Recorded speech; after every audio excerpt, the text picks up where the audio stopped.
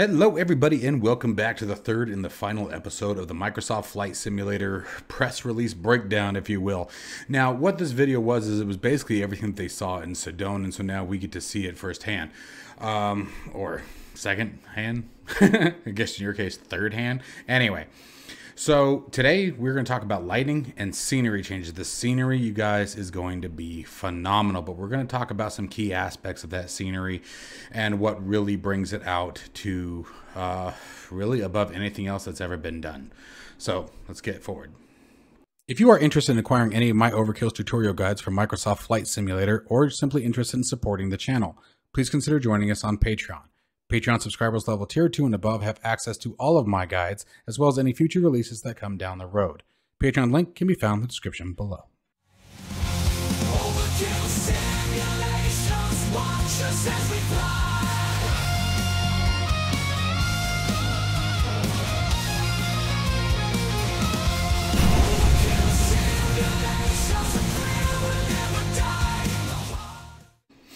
All right, so first off, I really like the way they worded this, you know, and when I first read it, it was like one of those like, they all say that kind of thing, right?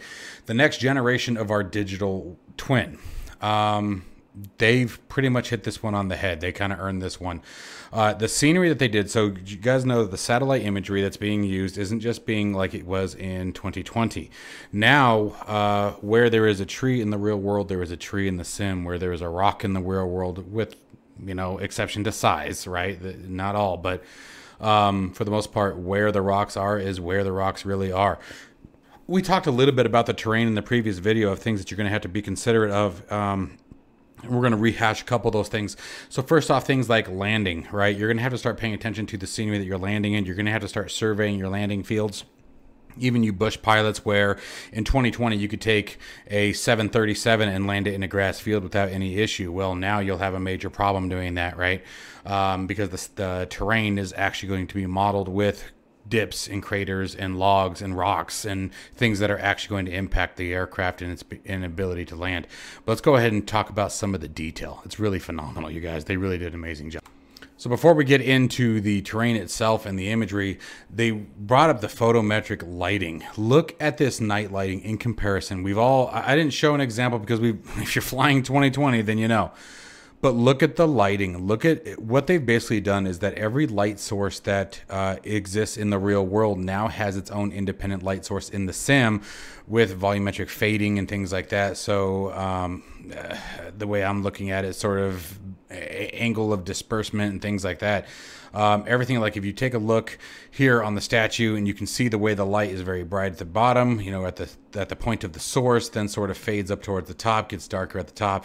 Light angles, meaning that it's not protruding through objects. Now you're actually seeing darkened areas as you would expect in real life. Coming down to the buildings, like for example, the things that pointed out to me, you got these purple lights down here, indicating some sort of street sign maybe, or some sort of billboard, or maybe just parking lot lights. But speaking of parking lot lights, then you come over here, at least what looks like a parking lot light, could be some sort of stadium or something, but you can see the way everything is lit completely differently. You got this red light out over here. Really, it's phenomenal. Flying at night is going to be absolutely a whole new experience. One of the things that I really found very interesting, and if you guys are into this kind of thing, then again, I highly suggest you go back and watch their video, but they showed the mesh work of the terrain and how detailed it is now in comparison. And I didn't get the comparison shot. You guys can go back and look at it, but each of these wireframes indicates a texture or an angle or an object that needs to be placed there, right? And so in our case, this is the terrain, this is the ground, you know, beneath us, and you can see how it goes into full rendering down here over by the aircraft. And you can even see the rock there pinching up against the tire over here, locking it down in there, kind of, you know, cradled.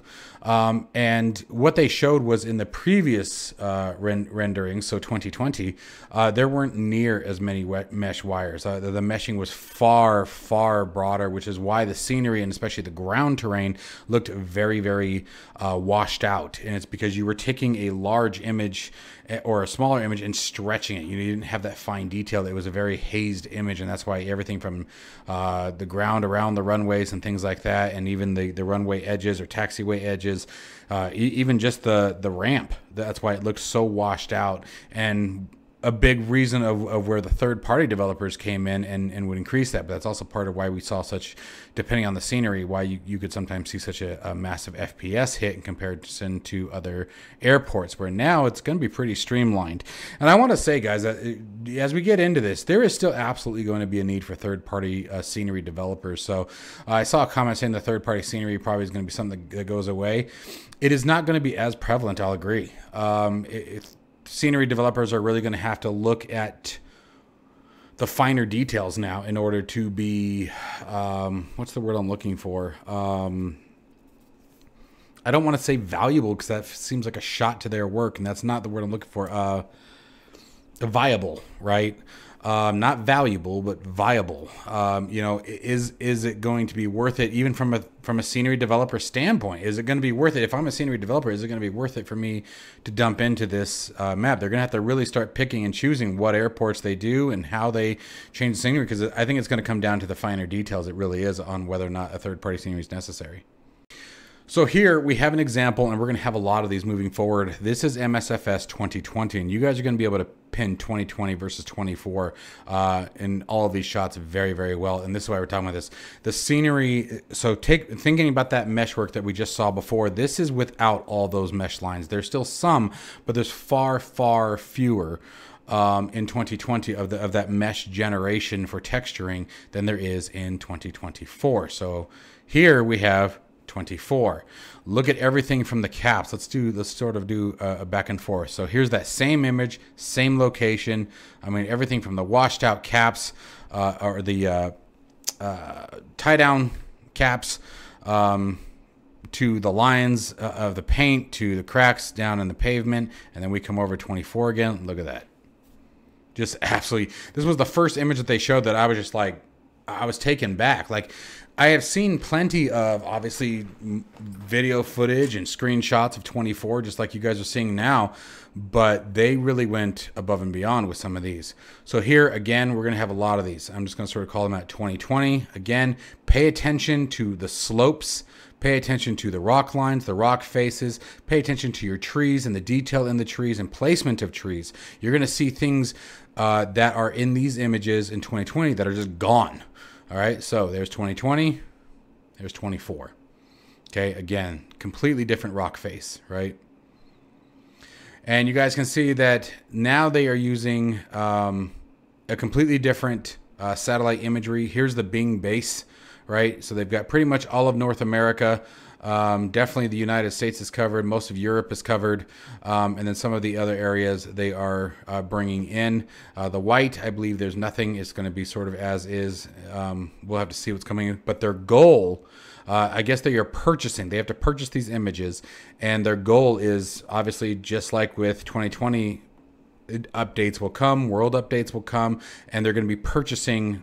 Their goal is the entire world. So we just have to wait and see. Again, you can see the elevation maps. That's what these are. I know it's sort of cut off for you guys. This is the elevation mapping. So having accurate elevations, accurate hills, mountains, etc. And then the 10 cities. So again, this is something that as time goes on, we'll have further development. Most of Europe is covered, and then quite a few cities in the United States. And I think it looks like Tucson might be on there, so I'm kind of excited, which would make sense because we have the Boneyard. I think that's the only reason why I'm like super excited for Tucson is like, if it wasn't for the storage yard, if it wasn't for AMARC, I think we'd be screwed. Here we go. This is, again, a low-altitude training in the A-10 that was done in a real-world aircraft that basically the developer said, hey, why can't we do it in the sim? And they did. This is an actual pass-through of the Grand Canyon. And you can see it's just absolutely amazing footage. This is incredible. This is in the sim, you guys. Okay, so again, this is 24. Countryside aerials. So again, the countryside obviously lacking quite a bit, but as time goes on, we'll be seeing more and more of it. So you want to be selective on where you're flying. But here's an example of that countryside imagery. This is, I think that's Mount Fuji, isn't it? This is absolutely incredible. The wildlife, that's another thing that's going to be in there. Wildlife is going to be in there. The One of the lead developers had a friend who worked with some zoo software, some zoo game or simulator, and basically called him and said, "Hey, can I get some of your animals?" And they gave him the database. So you're going to be actually flying around. If you go, flying around the tundras and safaris and the plains, you're going to be able to actually see wildlife. So again, further bringing the simulator to life on a level that we've never seen before. Even when we've seen animals before, I remember when they tried to do that in 2020, you found most of them would be static. It wasn't particularly implemented well. It just didn't really work. And now it's going to be a whole different ballgame. They will actually, by the way, coming back to the animals, animals and birds, things like that, etc., will actually herd and migrate according to season. So if you know that they are going to be migrating, pushing from one side of the country to the other or whatever it may be, you can actually track that in your flights and adjust your flights accordingly to where the herd should be at that particular time of year. So procedural grass, again, I believe this one is 2020. Oh, no, that is 24. Sorry. Yeah, it makes sense with the thin blades. So procedural grass, not only are you going to have a much finer detail in the blades, but the ground and the area is going to be reactive. So for example, if we had your aircraft is right here and you turn and you have your prop blowing, your prop wash is actually going to be blowing the grass around and you're actually going to see that impact. Data-driven generated forces. So again, this goes back to the idea of where there is a tree or something in the real world, you're going to see it in the sim. I doubt it's going to look exactly like what you would expect, but the placement should be accurate. And definitely far, far more accurate than what we saw in 2020. And I think one of my things that I'm the most excited about when it comes to the tree placement, etc., is the damn cities. I think it's going to be nice being able to fly around your hometowns and not see trees and these big, giant, god-awful green obscurities in places where they shouldn't even be to begin with, like especially me living in Tucson. Yes, we have trees, but not to the extent that the simulator places them, right? So again, there's your data-driven generated forest. Data-driven generated forests. But look at that, dude. That's freaking amazing. So the one that popped up my head in this that I thought was really cool. I don't know how many of you guys remember, and I think this is going to be just badass in VR, assuming that the performance is acceptable. Do you guys remember, and I apologize for the yawn, guys. It's getting late at night here. Do you guys remember I think it was Got Friends, the canoe? Is a free download, right? I'm pretty sure it was a free download. It's either free download or it was like $10. I can't remember what it was, but it was cheap. I think things like this, epic now. Now those kind of things have a purpose. So I was sort of thinking about that earlier while I was eating my dinner. Is that it's a whole new world now.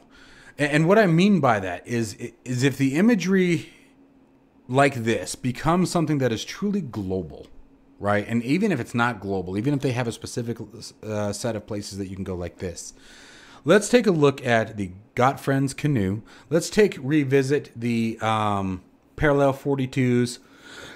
Sorry, I told you. Electric terrain vehicle, their EV, ATV, whatever it is. They're all terrain vehicle, right? Their dune buggy thing. You have purpose now. And the other thing that I was thinking about the other day, do you guys remember, I can't remember who it was. I think it might have still been Parallel 42. Yeah, it is Parallel 42. It has the campsites. Bear with me a second. You fly into a spawn, and where we're going to take advantage of is the walk around feature, the ability to get out and walk around, right? I can see a developer putting something together where you're able to deploy things. Like, for example, let's say you want to go on a canoe ride. You take your bush plane with maybe either bush wheels or maybe floats, and you land here in the water. And then you literally step out of your plane and, I don't know, pull a raft or inflatable raft or a canoe. Canoe would be a little difficult, but maybe an inflatable raft out of the plane, and you go down one of these rivers, and then you come back and you fold it up and obviously simulated, everything's click a button, put it away kind of thing, and get back in your plane and fly home. Think about how epic that could be. If they do this right, because of the new features that have been added, there's a potential true world simulator in our hands here. There's a chance where you could find yourself, and we're going to talk about cars and traffic here in a second too, where you can find yourself driving from your home in a third-party add-on car, driving to the airport and pulling up to your plane. There's a potential for some of this. I don't know enough about the coding. Obviously, none of us have it in our hands. The SDK has not been released to any third-party developers that I'm aware of, except for those who are directly partnered with Asobo in the development of 2024. But there's just a couple things that have been running through my head, right? And again, we're sort of just going to pull through some of these pictures now. Like, could you imagine? Could you imagine a raft, right? Or a canoe or something like that going through something like this? Or here, pulling your bush plane up and deploying a campsite right there?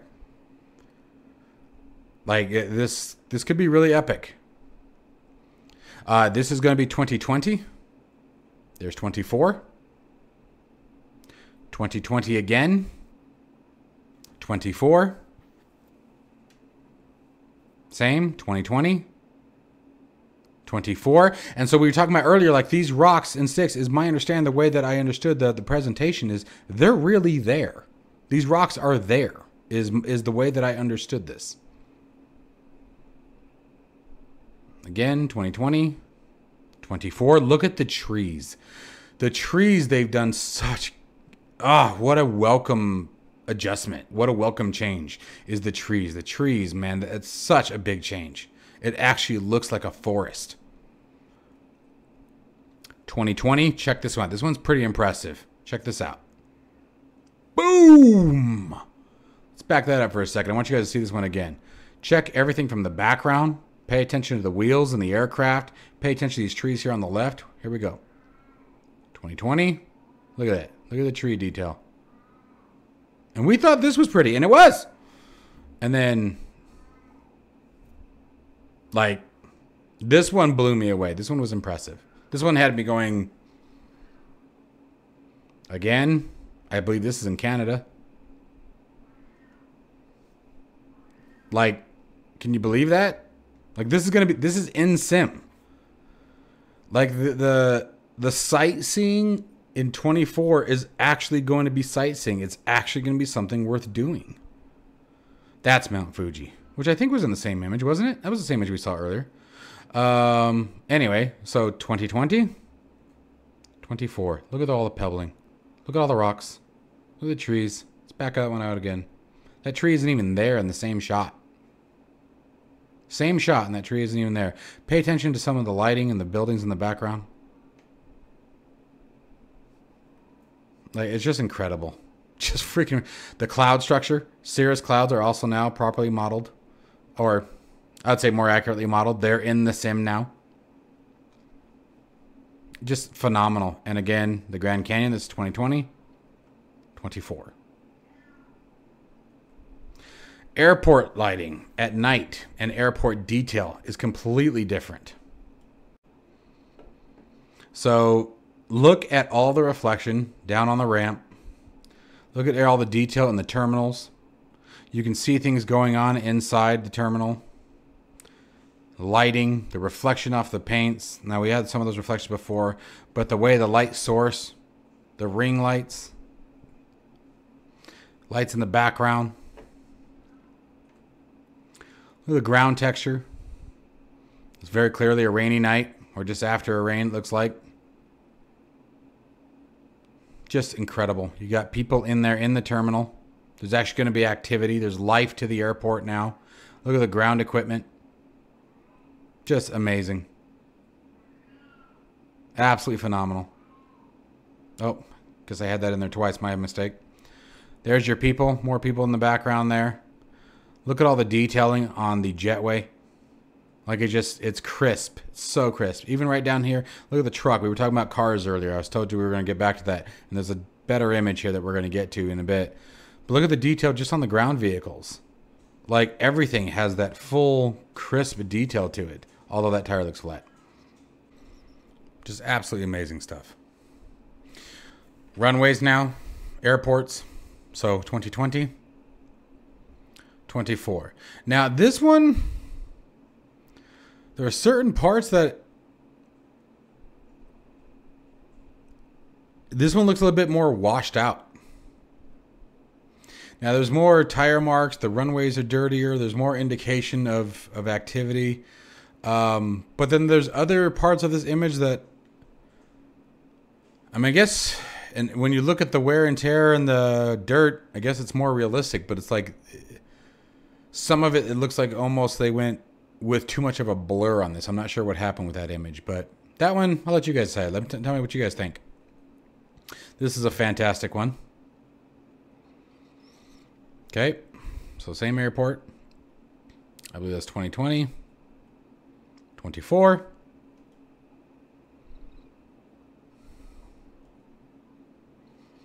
Amazing. This is JFK, 2020. Sorry, I have that reversed. This is 24 at JFK.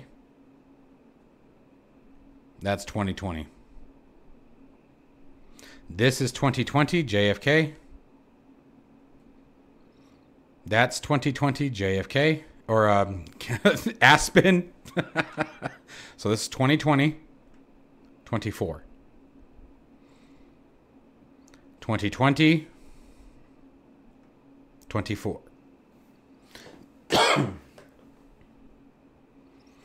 Now, getting into glider airports. They've added glider airports all across the country, all across the world. They were the first ones to create a worldwide database of glider airports, as one did not exist. So I guess they emailed and contacted every glider airport they could find. And so now you have multiple glider airports that exist in the world. Got Friends is also bringing 2 new gliders to the sim. But here we go. Again, absolutely stunning. Perfectly modeled. You can see the gliders there in the background. Oh, you guys can't see the gliders there in the background. There they are.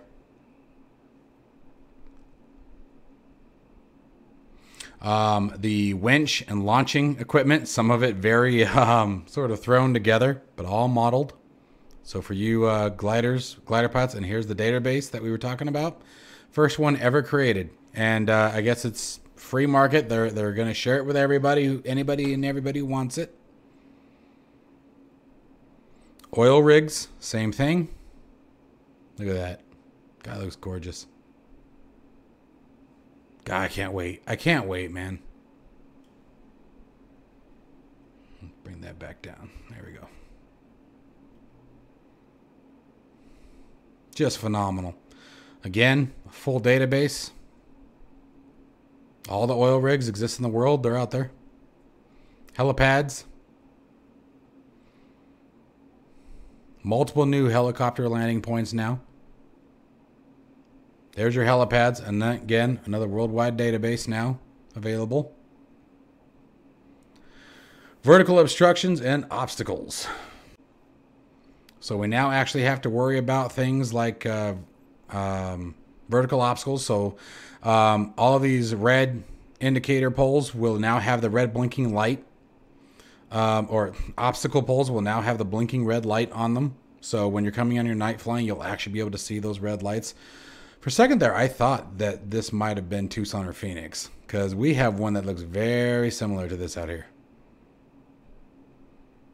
Same thing here. You'll now have the red lights blinking on top of smokestacks. And check that out. There's all your vertical obstacles worldwide. Or countrywide in this case, but I think they went all around the world. There it is. I was going to say. So every single one, every single reported vertical obstacle that exists in aviation today, according to your charts and things like that, are now in the simulator. They will now actually be there, which means you'll also have your VFR references as well. And that's the other thing that I'm really excited about. VFR flying is now going to be a whole new ballgame than anything we've ever seen before. Just phenomenal. Ground reaction, you guys can see tire marks, drag tracks, dust, debris, all that's going to be real and live in the sim now. Again, you can see where the tires were. You're actually going to be able to see all that, the imprints. And again, we talked briefly about the cirrus clouds being now modeled. Now, living world.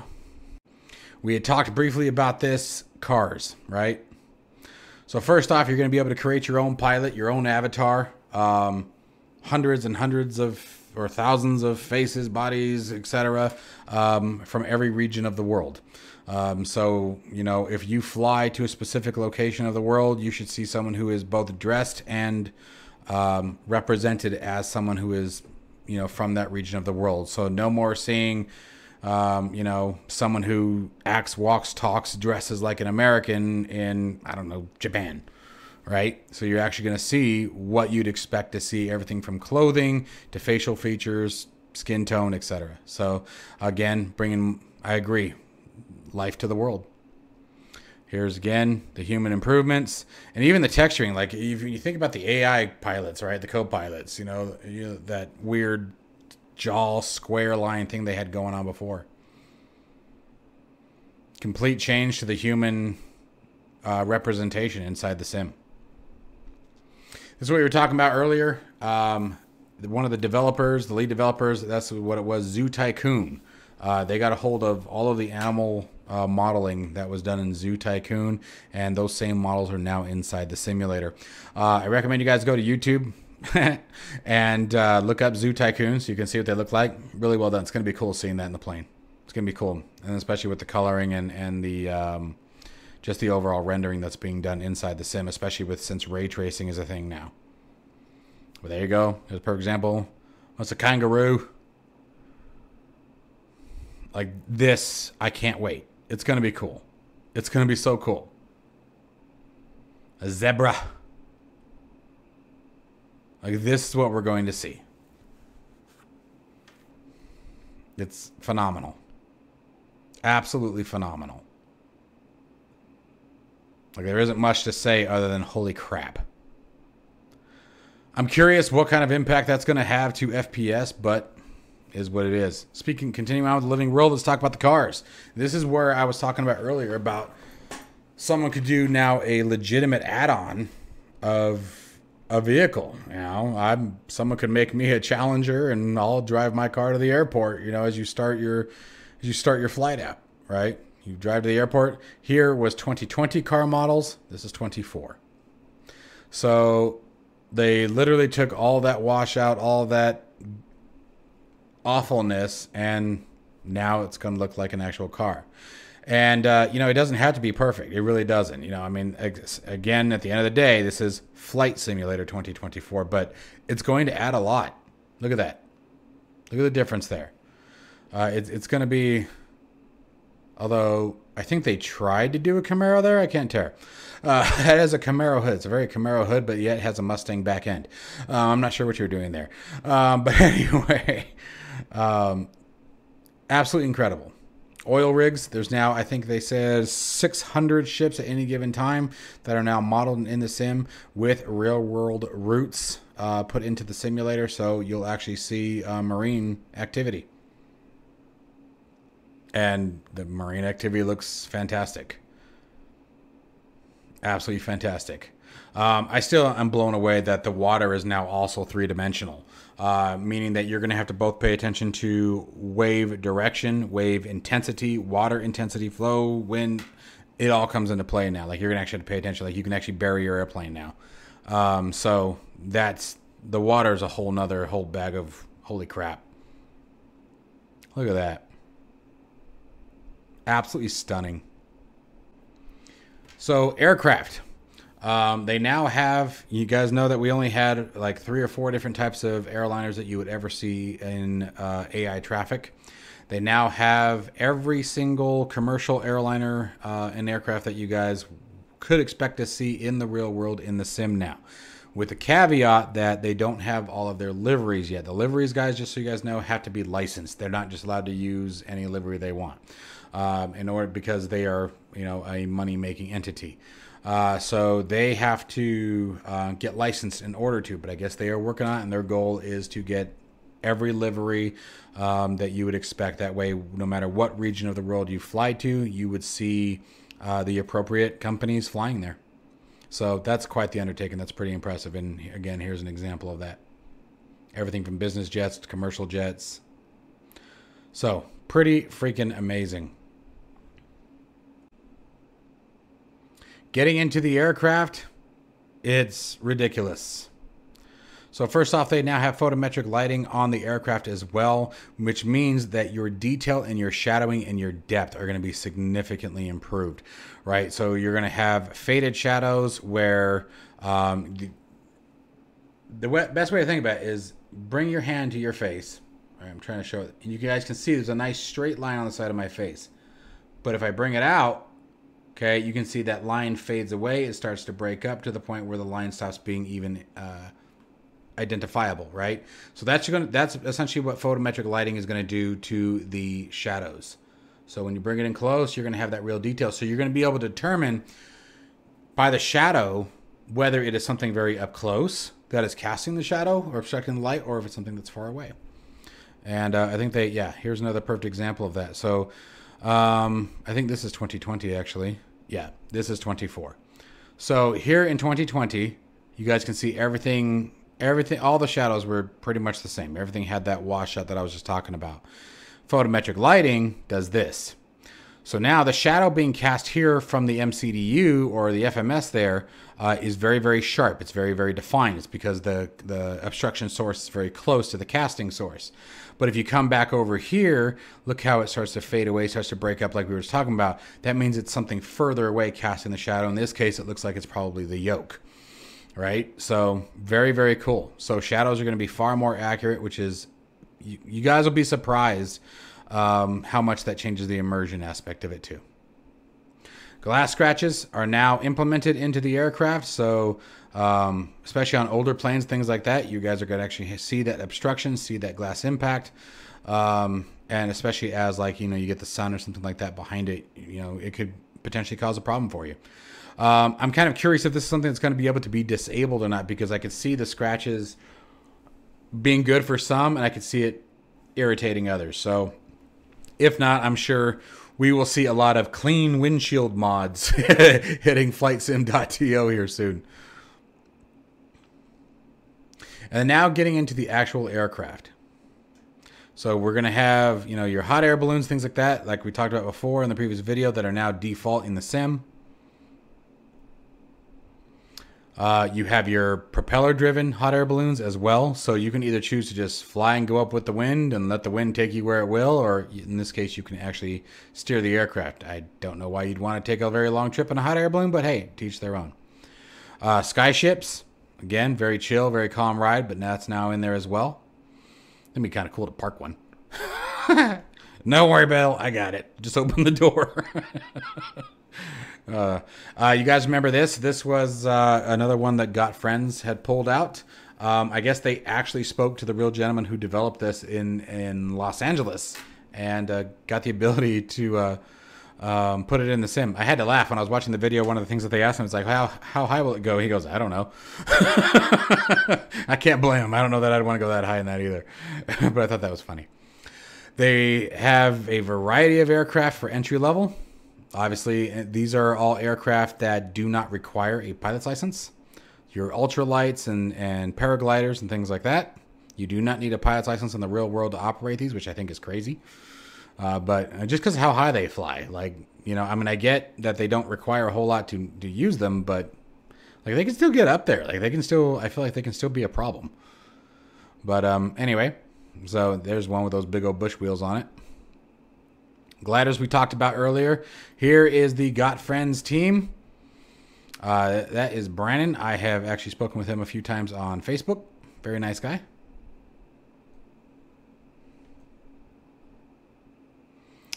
And you're now going to have a plethora of more data to interpret inside of the cockpits of the gliders. So you're actually going to be able to really get a much better idea of how to translate the position of the aircraft according to what you need to do to stay in the air. Whole new avionics suites for the gliders are going to be provided. Got Friends seems to really be a glider team, man, because they are all about it. This is one of the aircraft that they're bringing in. It has a expandable propulsion. Little two-seater. Check out one. There's one here that they did that the avionics were just absolutely. This is another one. The E12. I think this is the one that has the it has the glass cockpit. Check this out, and a glider. Look at that. 3-screen.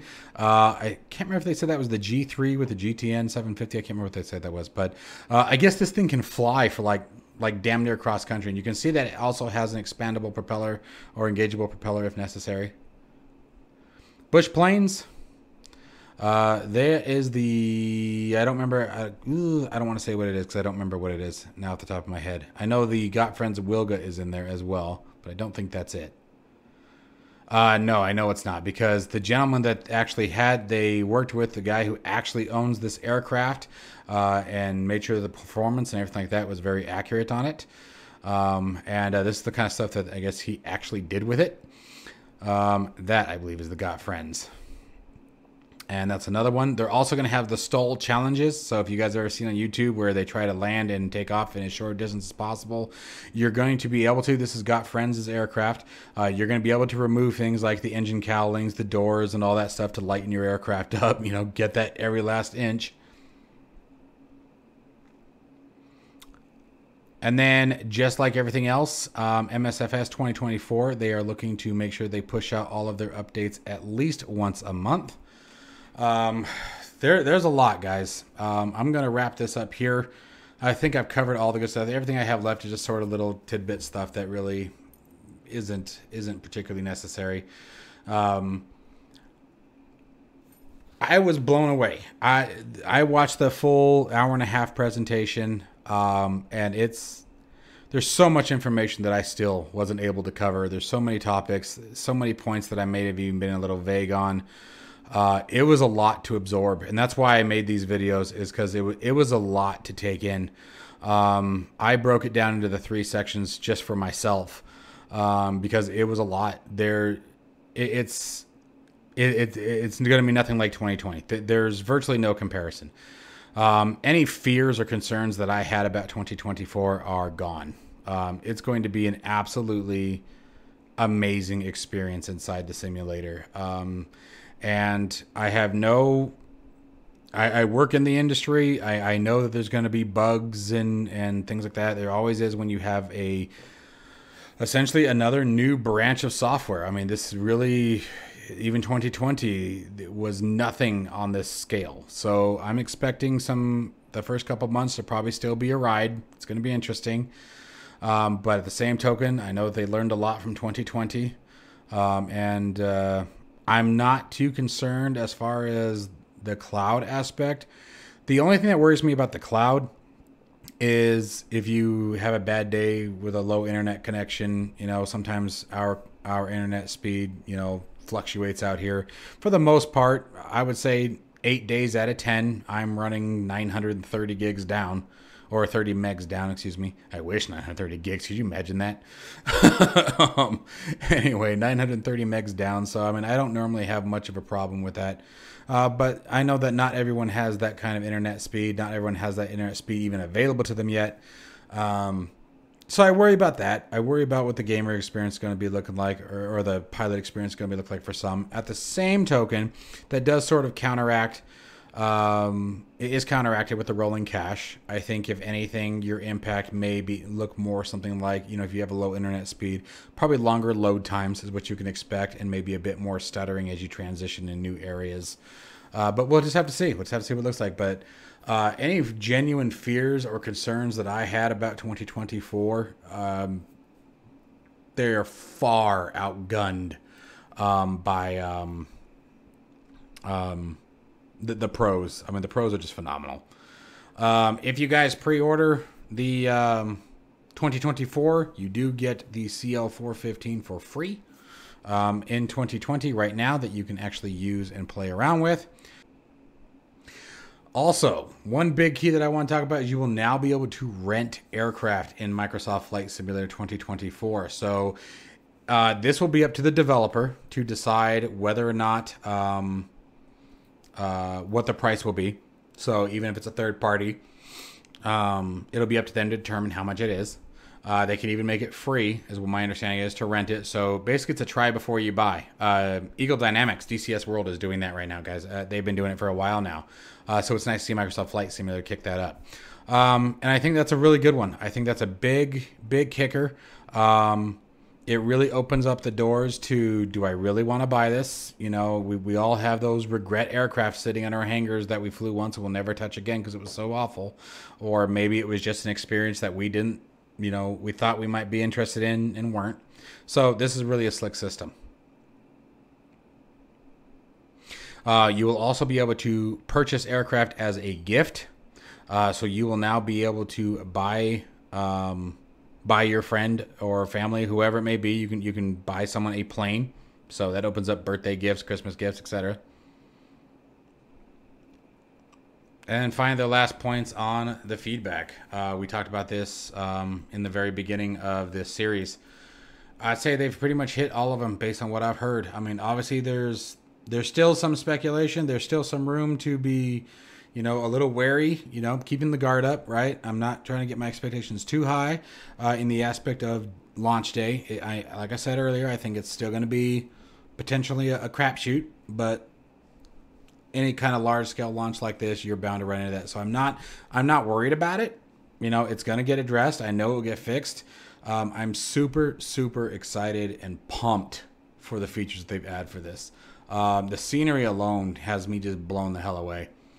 The scenery could have, for me, like literally, and I know this may sound silly to some, but the scenery itself could have been the only change that was ever implemented, and I still would have bought it. Like, the scenery has me just dumbfounded.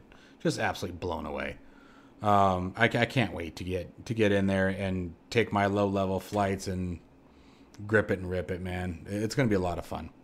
Anyways, guys, as always, I hope you guys enjoyed the video. I hope you are just as excited for Microsoft Flight Simulator 2024 as I am. As always, guys, stay safe and healthy, and I'll see you in the next one.